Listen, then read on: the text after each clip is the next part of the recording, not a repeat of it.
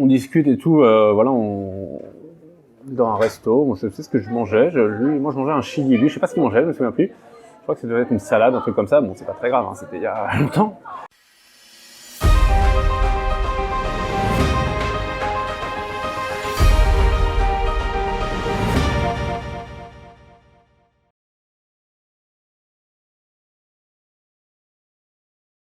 Donc après les bâtisseurs Moyen-Âge, l'Antiquité, une suite un peu plus costaud. Du coup, est-ce que c'est Antiquité qui a été simplifié pour donner Moyen-Âge ou pas du tout? Non, pas du tout. L'Antiquité, ça a été vraiment fait après Moyen-Âge, à partir de... Moi, je fais toujours la même chose. Hein, à chaque fois qu'il y a un jeu, je tire sur BGG et Trick Track, sur imprimante, tous les avis. Parce que j'aime pas travailler directement sur PC. Et j'ai un surligneur vert, un surligneur rouge. Et je surligne. Voilà, je surligne en rouge ce que les gens n'aiment pas, en vert ce qu'ils aiment. Et quand je fais une nouvelle itération, je veux toujours essayer de garder le maximum de vert et le minimum de rouge, sans que chercher à avoir trop de vert, finalement, te rajoute du rouge, quoi. Et là, non, c'est vraiment complètement, c'est complètement dissocié. Enfin, il n'y a pas eu de tout ce qu'il y a dans Antiquité a été créé après le Moyen-Âge, parce qu'il n'y avait pas de... Non, de toute façon, ça a toujours été clair que le Moyen-Âge serait le plus simple possible. Il fallait que ce soit totalement épuré, qu'il n'y ait pas de foisonnement, qu'il n'y ait rien du tout, parce qu'il fallait que ce soit extrêmement accessible et cohérent, en fait, que tout soit cohérent, en fait, cohérent avec la gamme métal, cohérent avec son prix, cohérent... et que ce soit cette idée de mon premier jeu de gestion, enfin, je veux dire, à double sens, en fait, c'était ça qui était marrant pour moi, c'était moi mon premier jeu de gestion, mais c'était aussi mon premier jeu de gestion le côté play school, quoi, mon premier jeu de, enfin, voilà, c'était, il fallait vraiment que ce soit une entrée, quand on parlait de Getaway tout à l'heure, c'était vraiment ça, le petit jeu qui éventuellement, si ça t'intéresse, t'amènera à autre chose, mais juste un passage en tout cas. Donc voilà. The Adventurer 1 et 2, Timeline, Bâtisseur, toujours des standalone, jamais d'extension. C'est quelque chose de voulu? Ouais, sur des jeux comme ça, enfin, je suis pas fan des extensions. Enfin, c'est pas ça. Sur un jeu comme Conan, ça justifie complètement une extension. Sur un jeu comme Bâtisseur, je trouve que ça a pas vraiment de sens. En gros, regarde, un bâtisseur, ça coûte 15 €. Si tu vends une extension, le moins cher que tu vas pouvoir la vendre, ça aussi, pour pas que le format soit dégueulasse, ça va être 10 €. Je trouve que pour 5 € d'écart, je préfère à chaque fois avoir des standalone. Et clairement, après, c'est aussi, je raisonne en standalone aussi parce que il faut que j'en vive, et donc j'ai intérêt à vendre des jeux à l'unité et pas juste des extensions, parce qu'une extension, ça se vend entre 20 et 25, parfois 30% simplement de ton public de base. Et plus le temps passe aujourd'hui, et ça c'est lié au turnover dont on parlait tout à l'heure, plus justement, on était à 30% il y a 10 ans, là on est à peu près à 20% aujourd'hui. Et je pense que dans 5 ans, même pas dans 5 ans, dans 3 ans en vrai, on va tomber à 15%, et que du coup, à moins d'avoir un très très gros succès sur un jeu, les extensions, c'est un truc qui... En fait, pour les petits jeux, je pense que c'est appelé à disparaître. C'est un truc qui va continuer ou même se développer pour les très gros jeux, où l'extension, du coup, n'est qu'une part congrue de l'investissement par rapport à la totalité de la gamme. Par contre, pour les petits jeux, il y a pas d'intérêt, parce que, encore une fois, l'écart de prix de l'extension par rapport au jeu lui-même, va pas justifier une extension, et t'arrives à des taux de rétention du public qui s'effondrent littéralement, quoi. Donc, mécaniquement, je pense que pour les petits jeux, ça va disparaître. En fait, voilà. T'auras des standalone, pas d'extension. 2015, c'est aussi le début de l'aventure Monolith. Ouais. Ah ouais. Est-ce que tu peux nous raconter sa genèse?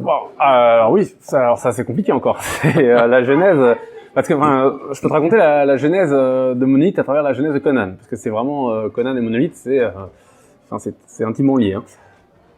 Donc la genèse de Conan, la décision de faire Conan, c'est vieux, c'est Gen Con 2010, ma deuxième Gen Con donc. Ouais, Gen Con 2010 je crois, avec Léo. Je crois que c'était la deuxième ou la première, 2009. Bon, enfin, c'est rencontre avec Léo, Leonidas Sferini. On discute et tout, voilà, on est dans un resto, bon, je sais ce que je mangeais, moi je mangeais un chili, lui je sais pas ce qu'il mangeait, je me souviens plus. Je crois que ça devait être une salade, un truc comme ça, bon c'est pas très grave, hein, c'était il y a longtemps. Et, ouais c'était une salade, mais bon. Et là on s'aperçoit qu'on a pas mal de goûts communs, et dont deux trucs, parce que moi Léo je le connaissais, je l'avais rencontré une première fois il y a très longtemps, ça devait être en 2000, pas en 2014, en 1994. Ouais, c'est ça, 1994, à Orléans.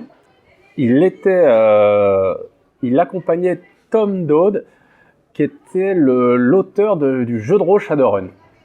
Et il accompagnait une convention à Orléans qui s'appelait la Convention de la Pucelle. Et moi, avec Guillaume et Charlie, donc, dont j'ai parlé déjà avant, on était allés en tant que public à la Convention de la Pucelle. Et voilà, et donc pour moi Léo, c'était le traducteur de Tom Dowd et je crois de Shadowrun du coup. Et voilà, moi j'étais un fan absolu, je continue d'ailleurs à être fan absolu de Shadowrun.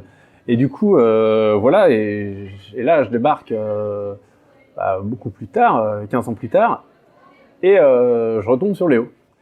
Et donc là, bon, on discute et tout, et donc c'est là qu'on se retrouve à aller manger voilà, notre chili et notre salade.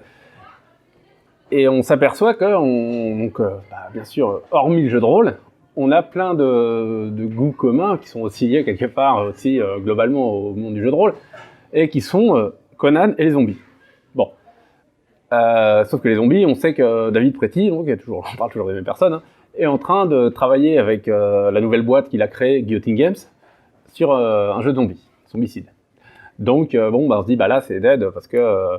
D'ailleurs, peut-être c'était déjà sorti, c'était en 2010, je sais plus exactement, mais c'était vraiment... Enfin voilà, je me souviens très bien on disait zombie, il y a Zombicide maintenant, là ça va être vraiment mort, parce qu'on savait que David, de toute façon, David, il est très très fort dans ce qu'il fait.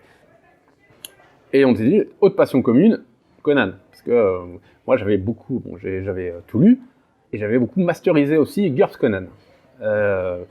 Et c'est marrant, parce que la boucle est incroyable, à quel point le monde est petit. GURPS Conan, j'avais ma première édition de GURPS que j'avais, c'était l'édition de Corrège, qui tout de suite a eu un problème et a fermé. La première édition de GURPS Conan, elle est signée Cyrose, traduction Croc. Finalement, je travaille ensuite avec Croc. Bon. Mais bon, ça c'était donc il y a très longtemps. Et voilà, on se dit, tiens, on va faire ça. Léo, à l'époque, avait, alors c'est pas vraiment une maison d'édition, mais si, il avait une maison d'édition, c'est-à-dire il éditait lui Ravage, avec Thermopyle. Donc on s'est dit, moi je fais le jeu, parce que j'avais déjà un système que je voulais garder pour Days of Wonder, pour faire un jeu Robin des Bois. Enfin, j'hésitais entre deux trucs. Avec le système, c'était ou faire Robin des Bois, ou faire une version, en tactique 32 mm de Mémoire 44. Où ça se passerait, genre quand on rentre avec les petits bonhommes dans un bunker, paf, on change de plateau et là, on arrive à l'échelle 32. Puis finalement, Léo, il me parle, il m'explique qu'il a sa maison d'édition. Je dis, ah ouais, c'est vrai, ok, on y va. Ah si, Zombicide venait de se passer, donc ça doit être dans 2010, parce que justement, comme ça, on se dit, oui, en plus, on pourra faire un Kickstarter, tu vois, on pourra, même si là, parce que nous, on n'avait pas de moyens à l'époque, on pourra réunir les moyens. On croyait que c'était beaucoup plus simple qu'en vrai. Hein.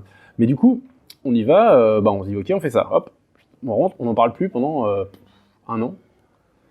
Et après, on se revoit à Paris un moment, je sais plus pourquoi, mais c'était encore au restaurant. Ah si, je sais, c'était toujours David Preti, qui nous convie au restaurant.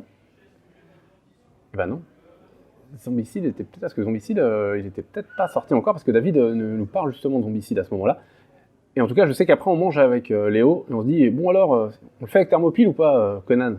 Et là, on se dit, ouais, allez, on y va, on s'en fout, de toute façon, on n'a rien à perdre, en fait. Et donc, on se lance sur Conan, donc je développe le système, je l'adapte à Conan en partant de GURPS Conan, de l'univers de Conan, voilà, entre ce que j'avais lu, ce que j'avais vu dans le jeu de rôle. Dans GURPS Conan, ce qui était bien, c'est qu'il y avait tout l'univers, enfin, les GURPS, je sais pas si tu connais, mais c'est très très bien fait, en fait. C'est moche comme tout à l'intérieur, mais par contre, il y a un vrai travail biographique, il y a un vrai travail de recherche à chaque fois sur les univers. Mais c'est moche, hein, c'est vraiment incroyable. Et donc là, on commence, on travaille le jeu, et on arrive ensuite à 2012, où j'en parle à Marc Nunes, et je lui dis, voilà, avec Léo, on s'associe, surtout lui, parce que moi, j'avais pas d'entreprise, on va faire un Kickstarter sur Conan. Il me dit, ah bon. Et Thermopyle cool. Ah, bon, pas de chance. Mais ça fait sa petite idée dans la tête de Marc. Il sait que j'ai un jeu Conan. Ensuite, Léo trouve une nouvelle façon de faire. Il dit, voilà, Léo, il s'est beaucoup rapproché entre-temps, il était assez proche de Ludic Bazar. Et donc, Ludic Bazar, c'est plus ou moins aussi, c'est pas exactement les mêmes sociétés, mais il y a aussi Sans Détour, t'as des actionnaires communs, on va dire, dans les deux. Et donc, Sans Détour, on rencontre Sans Détour, on les fait jouer au proto, et ils disent, bon, ok, on le fait. Sur Kickstarter et tout et tout. Bon, bah, cool. Et on arrive à Cannes. Cannes, donc, on est début 2012. Et là, Marc revient, il me dit, ah, au fait, fais-moi jouer. Ouais, jouer. Hein. C'est bien joué qu'il avait dit. Non, parce que des fois, tu te trompes. Et non, c'est une blague.